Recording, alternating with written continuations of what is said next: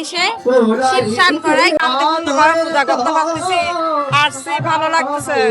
হিমালয় পর্বত থেকে শিব ঠাকুর আজকে শিব স্নান করাইছি, উৎসব দেখছি, ভালো লাগছে অনেক। সাথে আমার হাজবেন্ড আসছে, আমার বাচ্চা আসছে, আমার ফ্রেন্ড আর ফ্রেন্ডের হাজবেন্ড ওরা।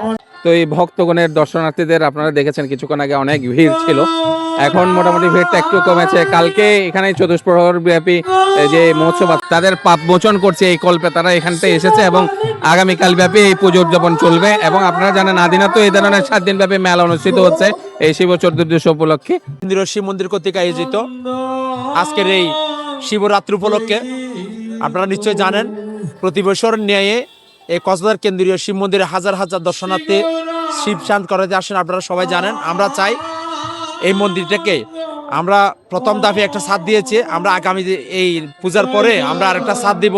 আপনারা যারা ভক্তবৃন্দ রয়েছেন কক্সবাজারের সনাতনীয় ভক্তবৃন্দ এবং দেশের বাইরে যারা রয়েছেন, আমরা চাই এই কক্সবাজার কেন্দ্রীয় একটা মাত্র শিব মন্দির, এই শিব মন্দিরকে ডেভেলপ করার উদ্দেশ্যেই আমরা নিয়মিত কাজ করে যাচ্ছি। আমরা চাই এই মন্দিরটাকে আপনারা সর্বোচ্চ সহযোগিতা করেন। আমাদের ব্যাংক অ্যাকাউন্ট রয়েছে, আপনারা যারা রড সিমেন্ট বালু কংকর দিয়ে এই কক্সবাজার কেন্দ্রীয় শিব মন্দিরকে একটা দৃষ্টিনন্দন মন্দির করার জন্য আমরা বিনীতভাবে অনুরোধ করতেছি।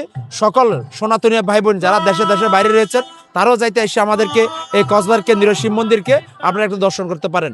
আমরা চাই এই কক্সবাজারের শুধু একটা মাত্র অবহেলিত মন্দির রয়ে গেছে, এই মন্দিরের কি আমরা সার্বক্ষণিক কাজ করতে চাচ্ছি, আপনাদের সকলের সহযোগিতা আমরা কামনা করতেছি।